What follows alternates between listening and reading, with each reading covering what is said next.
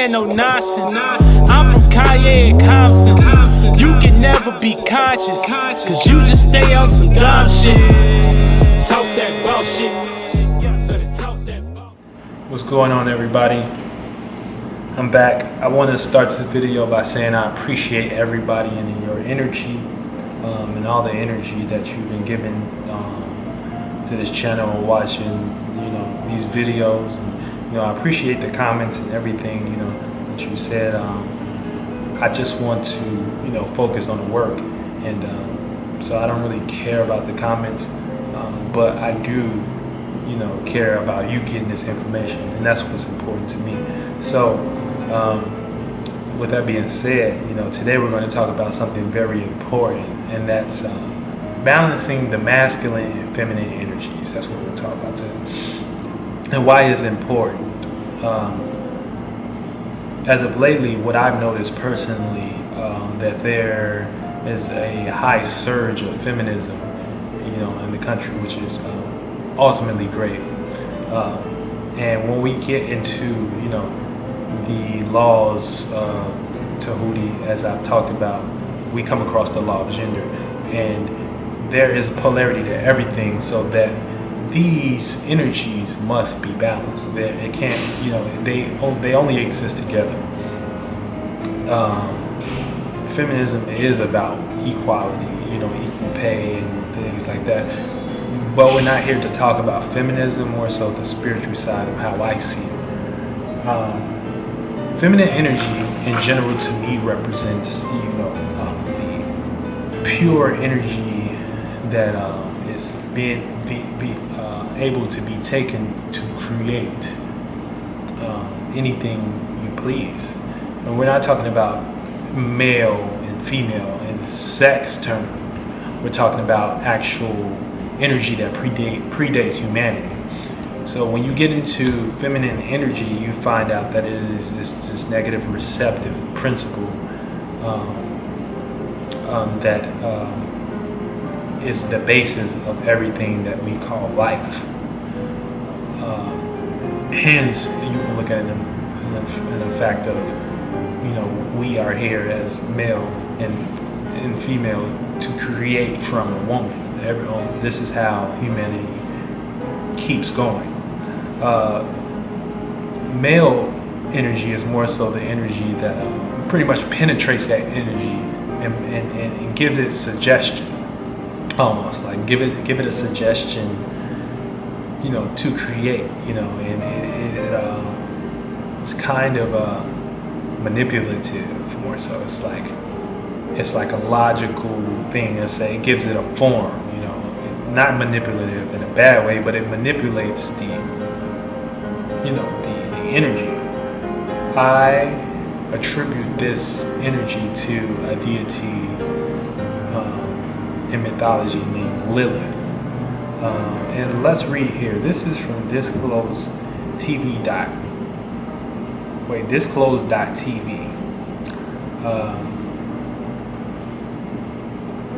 Actually, it's not from disclose.tv. It is from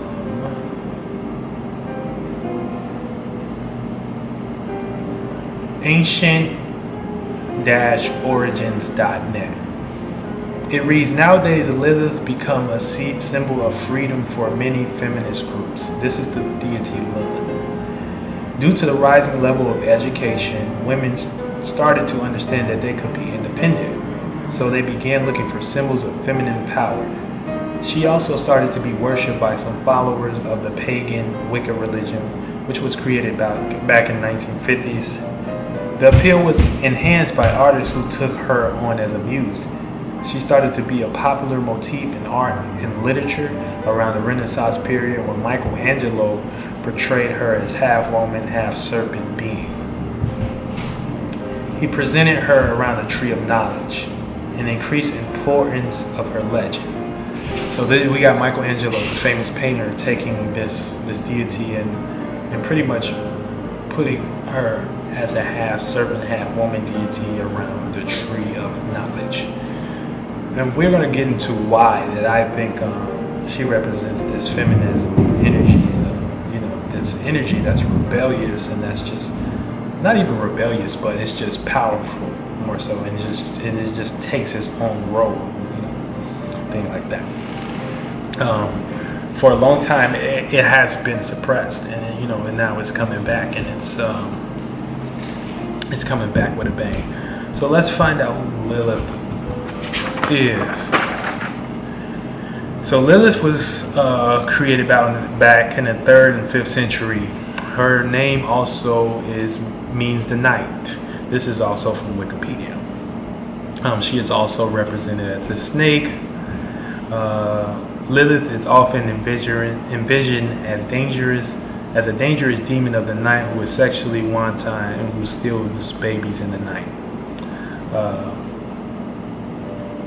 And it is believed that Lilith is the first husband of Adam in the Bible.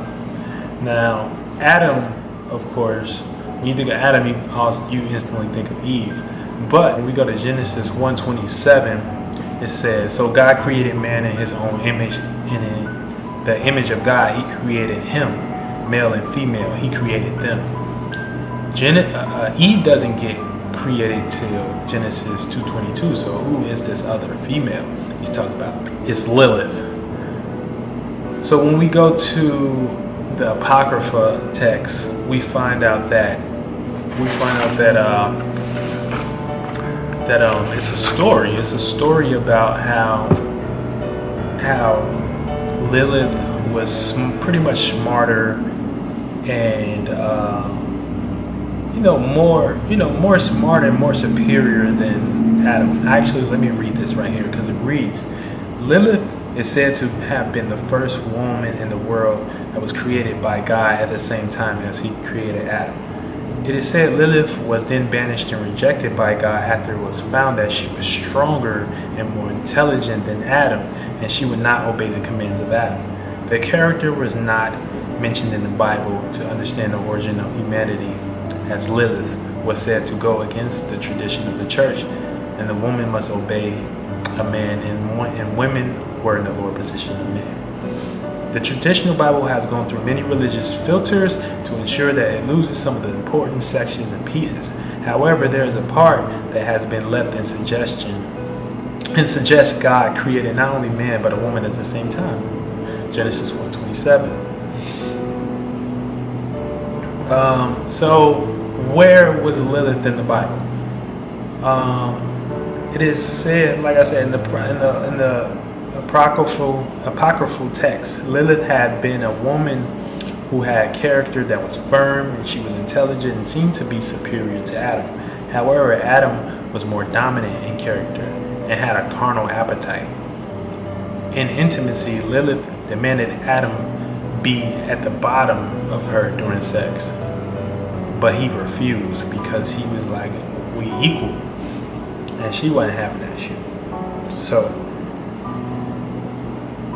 the apocryphal books teach this mythology, and eventually what happens is she leaves and goes to find what is called the Garden of Eden, where demons dwell, and she mates with this demon named Samuel, and pretty much she pronounced the name of God, and God cursed her with a generation that procreated with Samuel. The text say she liked the man's reproductive liquid very much, and she always walks to the point of seeing where she has fallen. All the liquid of man that does not end in the matrix of the wife is hers. So every time you bust a nut, basically, and it don't go into the wife, and you just having sex for pleasure, it's Lilith's energy. All the seminal liquid that man finds wasted throughout his life, whether by adultery, by vice, or in sleep, is Lilith's. So before Lilith was a woman, but it says Lilith was made into a demon with God cursing her and all of her offsprings. When Lilith was cursed, God realized that Adam was all alone again and chose to make him a companion. And so this is where we get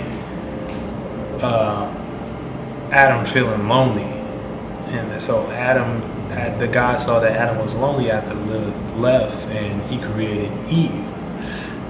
And a lot of people believe that Lilith came and was the serpent for, that tempted Eve into the tree of knowledge, hence the painting. The tree is representative of, both the origins and the fruits of life. And so the apple is representative of the fruit of life. And it was also representative of the fruit of knowledge, and it came from the tree of knowledge. And so once Eve bit in the apple, she became like God, or like Lilith, because Lilith was very she had a firm character, and was very she liked to do what she wanted to. And I know a lot of you girls like to do what y'all want these days, and that's all great. This could also be attributed to the deity Eris in Greek mythology. That's Eris, who threw the apple into the party that read to the fairest, and you had three gods fighting over it. Athena, which is the goddess of wisdom; Aphrodite, which is the goddess of love; and Hera, which is the goddess of women, marriage, and family. This is a really deep conversation. It's deep, but you can get some real information out of there. So when we get into what we're doing here, we get into alchemy, and we're getting to taking the fruits of life instead of being controlled by them, and using them to master oneself, and ultimately obtain eternal life in the afterlife. It's like, if you get into Kabbalah, you know that the tree of life is the tree of life, and these are the Sifras, and this will represent Lilith's energy.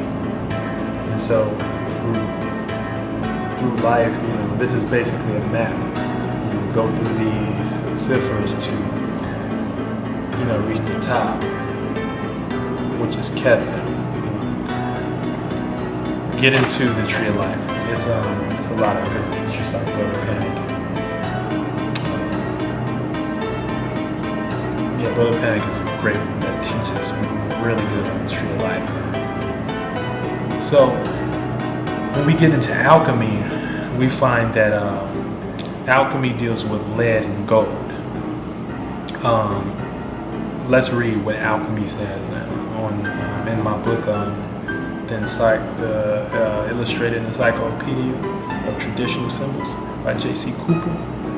In alchemy, the base metal is lead, which is worked upon to obtain the superior metal of gold as enlightenment. Metals are embryonic in the womb of earth. So this is where you get the concept of winning the metal of gold. Basically, all they're trying to say is that you take something and make it a skill, apply to it, and you win gold. This is basic alchemy. Well, what we're doing here is spiritual alchemy. And so the gold would represent, in the book it says, the sun, illumination, sacredness, incorruptibility, wisdom, durability, the equilibrium of all metallic properties, nobility, honor, and superiority. It's a great opportunity here. It's a great opportunity to take all this energy around you and create something, and apply your fucking self.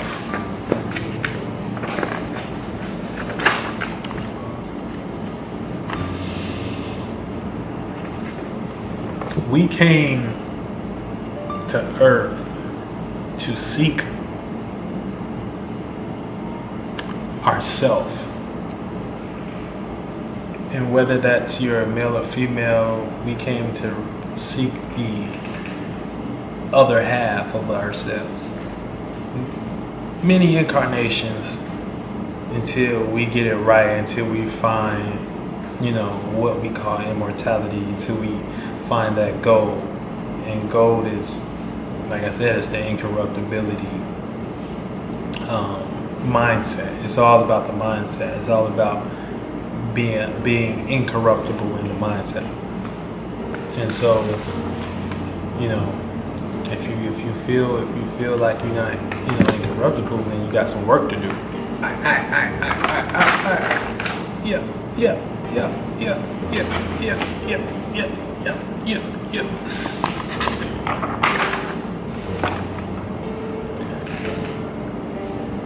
So the need to balance these energies are very important, you know what I'm saying? Because the surge is here, regardless whether you like it or not. The energy has risen. The energy of Lilith has risen, and it's all in the newspapers, it's all in social media, it's all in there. Lilith, the serpent, represents the Kundalini energy, which is the arousal and awakening of godhood. And she aroused Adam and Eve into knowledge when they bit the apple, which is pretty much a symbol of sex, basically. It's a symbol of you biting the fruit, the fruits of life, creating children, but in this instance, it wasn't a child, it was a pleasure. So it represents that which we call pleasure, pretty much.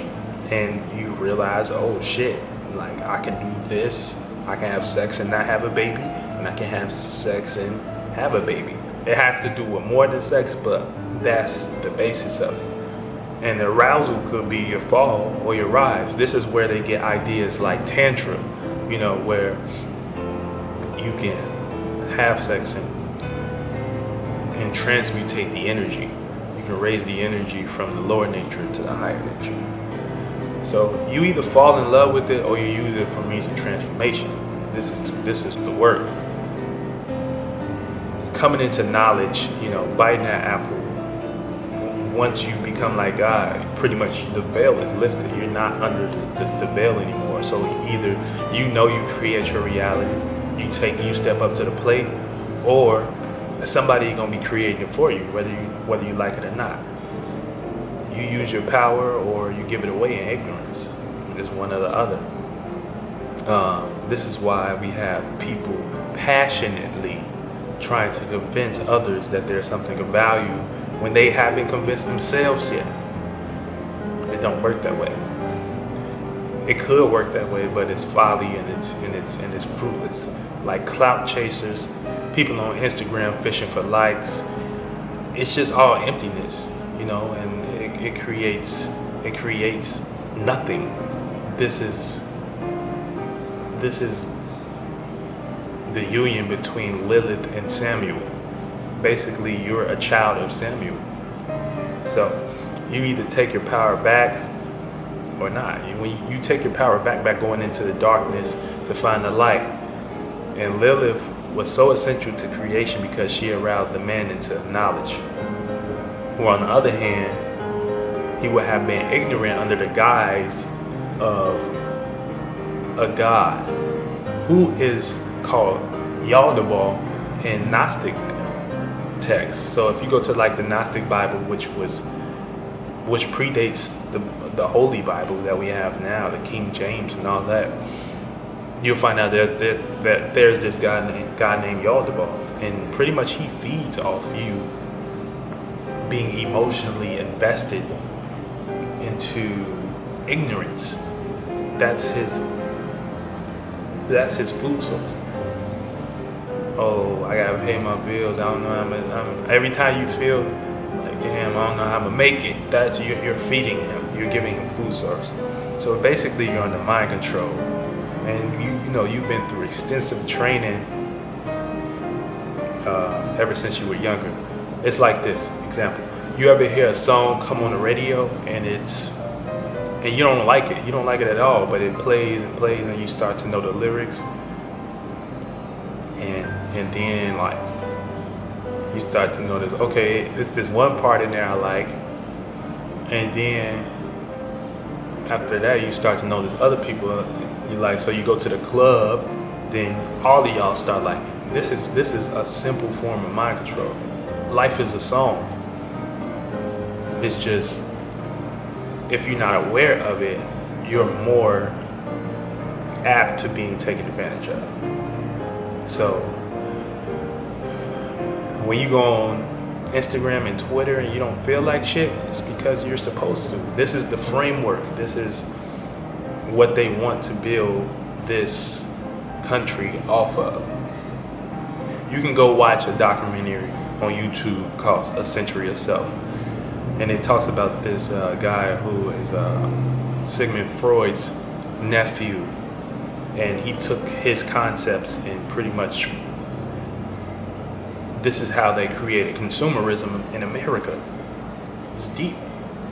So really, when it comes down to it, none of you niggas is original. All you niggas like what other people like, but it's, and I like shit other niggas like, not when I